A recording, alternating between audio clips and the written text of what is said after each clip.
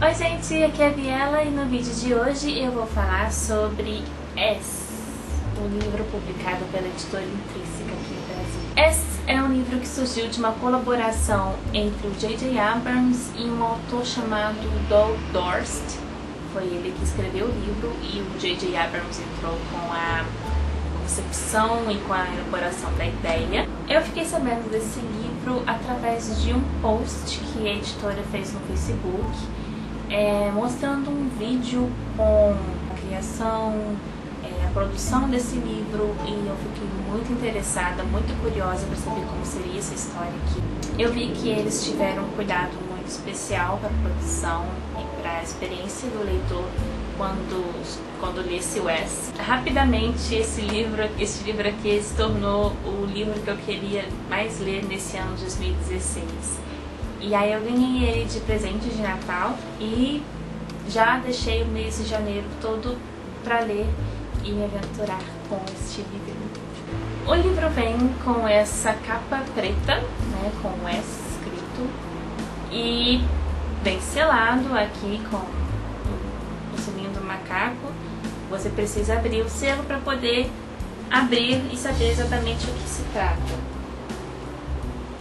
E aí quando você abre, você tem O Navio de Teseu, escrito por V.M. Straca. Na verdade é um livro dentro de outro livro. O Navio de Teseu é o último romance escrito pelo V.M. Straca, que é um autor muito enigmático, um escritor que a gente tem pouquíssimas informações sobre. A gente só tem a noção de que ele tem alguns seguidores bem fiéis, mas a gente não sabe a identidade dele. Existem muitas teorias sobre quem ele seria, não sabe a aparência física que ele tem, enfim. As informações que nós temos sobre Straca são bem escassas, e esse é um dos maiores mistérios do livro. Então, a primeira coisa que você tem é um autor que é um ponto de interrogação. Depois nós temos a história que tem em Um Navio de Teseu. A história do livro é sobre um personagem chamado S, que se encontra numa situação bem inusitada. Ele de repente não sabe quem ele é, o que ele deveria fazer, qual a história que ele tem. Tudo que ele tem são algumas informações dentro do bolso do sobretudo dele. E enfim, ele é guiado, levado a algumas circunstâncias, e ele começa uma jornada para tentar descobrir o que ele deve fazer, qual que é o passado dele, qual que é o lugar dele. Então busca entender mais sobre ele mesmo, sobre o que ele deve e sobre a posição dele no mundo, né, com a jornada que ele enfrenta na história do livro. Então, no começo do livro, algumas coisas acontecem e ele acaba entrando dentro de um navio. Ele vai passar bastante tempo dentro desse navio, fazendo a jornada do personagem, né? O navio vai ter um significado muito importante dentro da história completa do livro. Então, a história do Navio de Teseu é mais um dos pontos da obra completa, que é o S. Além disso, nós vamos ter mais um diferencial e mais uma narrativa pra gente se envolver no livro, que é a história da Jennifer e do Eric. A Jennifer, ela trabalha na biblioteca da universidade onde ela estuda. Ela encontra esse livro enquanto ela trabalha na biblioteca, e aí ela vê que tem algumas anotações no livro. Aí ela deixa um recado, dizendo que encontrou, etc e tal. E aí a pessoa que estava deixando anotações, a princípio é o Eric, né? E ele começa a se corresponder com a Jennifer através das anotações que eles fazem no livro, com a caligrafia deles mesmo aqui, dos personagens. Então vocês vão encontrar durante a leitura várias anotações que eles vão fazer, e aí fica assim na caligrafia deles, né? Cada um com uma caligrafia bem distinta. Então, através das anotações, eles vão acompanhar a história, eles vão se envolver com a história e vão discutir sobre ela, sobre as teorias que eles pensam, sobre as informações que eles vão encontrar durante o caminho, e compartilhar um com o outro aqui no livro, né, nas anotações do livro. E também vão se envolver mais um com o outro, porque eles vão compartilhar a história das suas vidas também, momentos que eles passaram Então existe também mais essa linha a ser seguida durante a leitura. Você também lê bastante sobre esses personagens. É como se Jennifer e Eric eles fossem pessoas do cotidiano que baixaram o livro e começaram a anotar, e você começou a ler as anotações que eles fizeram um para o outro. Então esses personagens eles atuam mais ou menos no mesmo plano que o leitor. E isso leva a outro ponto do livro, que é sobre os anexos que a Jennifer e o Eric vão compartilhar um com o outro durante a leitura, para você ter mais informações sobre algum detalhe que eles anotam ali. Aqui uma página de jornal, alguns documentinhos, cartinhas. No Brasil também vai ser um dos componentes desse livro, é que você vai ter vários cartões postais, tipo esse aqui. E aí você vai encontrar também algumas cartas que os personagens vão deixar, a Jennifer e o Eric no caso, vão deixar um pro outro aqui falando sobre a vida dele. Essa aqui é uma carta bem grandona que o Eric escreveu pra Jennifer, e ela também vai escrever cartas assim pra ele. Esse aqui é uma das coisinhas mais delicadas e difíceis de abrir que tem no livro. Mapinha dos túneis do campus. Isso aqui é um decodificador que você usa para interpretar algumas mensagens no livro. Enfim, você tem vários detalhes bem minuciosos nesse livro aqui, é bastante coisa para prestar atenção. Durante o livro você vai acompanhar junto com a Jennifer e o Eric os mistérios que eles tentam resolver, que no caso seria sobre o próprio Straka, né, sobre o autor enigmático, qual a identidade dele. Existiam indícios de que nesse último romance de Straka você teria várias dicas sobre a identidade do autor e sobre a vida dele em si. Então eles usam esse livro para poder investigar isso com mais detalhes. Além do Straka ser um grande ponto de interrogação, o livro do Navio de Teseu também acaba sendo, a história acaba sendo um grande ponto de interrogação, porque a gente começa com um personagem que a gente não sabe o passado, né? Ele também não sabe nada. Então você começa o livro com essa premissa bem solta, perdida também e tal, mas bem misteriosa e bem cativante, porque você quer descobrir, você quer ir atrás, você quer descobrir junto com o personagem. Como nós temos poucas informações base para esse livro, acaba sendo difícil falar muito dele sem soltar um spoiler. Então eu não vou falar muito sobre do que se trata, senão perde o sentido também falar muito sobre a história, porque uma das questões importantes é você ir seguindo ali a narrativa e descobrindo junto com o personagem. Mas uma informação mais geral assim é que ele tem um fundo, a narrativa tem um fundo bem social, bem político também. Bom, durante o percorrer aqui das páginas, você vai perceber que a Jennifer e o Eric eles vão trocar a cor da caneta que eles estão escrevendo. Então eles começam com uma caneta azul e preta e de repente você vai encontrar algumas outras cores aqui.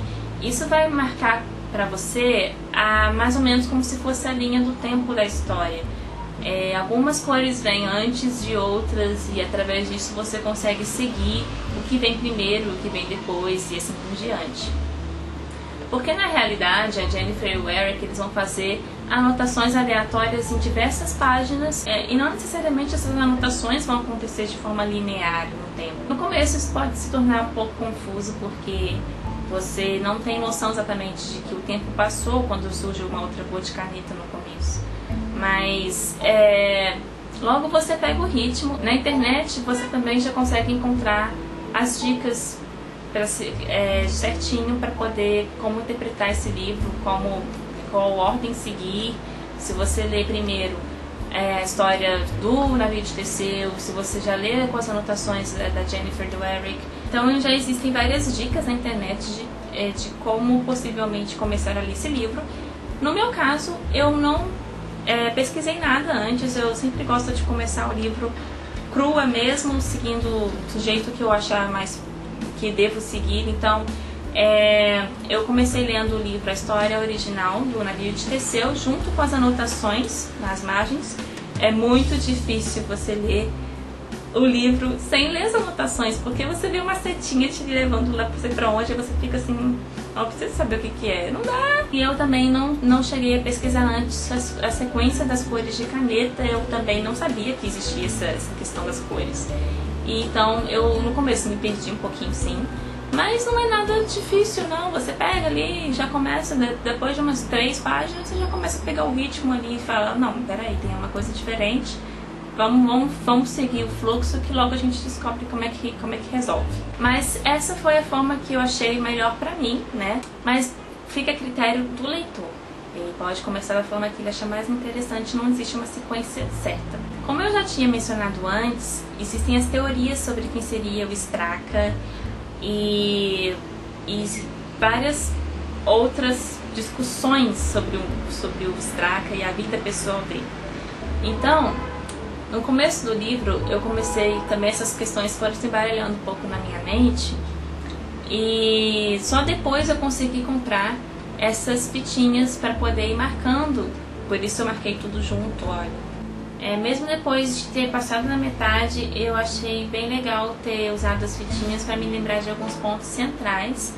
Então, eu sugiro para quem estiver começando a leitura, já identificar no começo ali algumas questões mais relevantes, algumas discussões mais frequentes. Aí usar as fitinhas para poder ir se lembrando dessas coisas, porque vai ser bem legal depois para você ter uma ideia mais concisa do conjunto das coisas. Em relação à minha experiência com o livro, eu tive uma experiência muito boa com esse livro. Ele tem um fundo bem político, conspiratório, e apesar desse não ser um tema que eu leia muito sobre, ou que eu busque muito ler nas minhas leituras assim, a história em si, a trama, ela foi muito bem sucedida, ela foi muito bem feita. A escrita do Doug eu achei muito boa. O único ponto que ficou faltando pra mim ali foi a questão da Jennifer e do Eric. Eu não consegui sentir os personagens muito bem. E também, na verdade, eu não gostei muito dos personagens, eu não me identifiquei muito com eles. Mas eu acho que isso foi uma questão realmente particular. Isso não influenciou na minha impressão geral do livro. Acabou sendo uma coisa que eu relevei ali, não prestei muita atenção. E acabei fixando mais mesmo na construção da trama e como que a elaboração foi bem sucedida, então pra mim isso realmente ficou de lado. Ainda assim, o ponto mais interessante desse livro, na minha opinião, foi a forma como os autores escolheram contar a história e a estratégia que eles escolheram para poder fazer a nossa imersão nesse mundo. E como você tá ali dentro de um paralelo com Eric e a Jennifer, e a forma como o leitor é colocada ali, a posição do leitor é colocada, ela acaba ficando mais interativa, mais interessante, mais curiosa também. Então, tudo isso me conquistou durante a leitura. Tudo isso foi o que fez a diferença pra mim aqui, o que fez esse livro valer muito a pena pra mim. Então eu fiquei muito feliz com essa leitura aqui, e eu queria muito ver mais livros interativos assim. Eles realmente transmitem a gente para um tipo diferente de universo literário. Então espero que mais autores abusem desse recurso. Uma coisa curiosa que eu percebi enquanto eu lia é que o personagem do Straka, que é esse autor enigmático, ele me lembrou um outro personagem de um livro que eu também estava lendo enquanto eu li o S, que é o Filme Noturno da Marisha Purcell. E esse personagem do Filme Noturno é um diretor de cinema, um cineasta chamado Córdova. E da mesma forma como Straka é uma peça singular, o Córdova também né? Apesar de que, no fundo, os dois personagens não são parecidos, né? Mas o mistério, a questão da curiosidade da sociedade em relação a essas pessoas, assim, ela se mostra bem similar. São duas figuras que têm muitos seguidores, inspiram pessoas, mas pouquíssimas coisas são conhecidas sobre esses personagens, né? Desde a aparência física até os objetivos de vida são bem discutidos entre entusiastas. Esse livro aqui também foi publicado pela editora Intrínseca, e uma outra coisa que ele também tem de similar com o S é que ele também tem alguns anexos com informações diferenciadas aqui sobre a história. Tem aqui páginas de website, fotos, artigos de jornal. É outro tipo de história que acaba levando você um pouco mais próximo da trama central. Esse livro também, ele usou uma estratégia parecida para contar a sua história. E eu também adoro esse tipo de personagem mistério, esse tipo de personagem que ninguém sabe quase nada. É um tiro no escuro, assim, né? É uma premissa que pode abrir muitas possibilidades e às vezes isso é bom ou não, né? Depende do caminho que o autor vai escolher. Mas no caso do Navio de Teseu, eu gostei muito. Então é isso, gente. Muito obrigada por terem assistido o vídeo. Não se esqueçam de deixar o like se vocês gostaram e a gente se vê no próximo. Um beijão!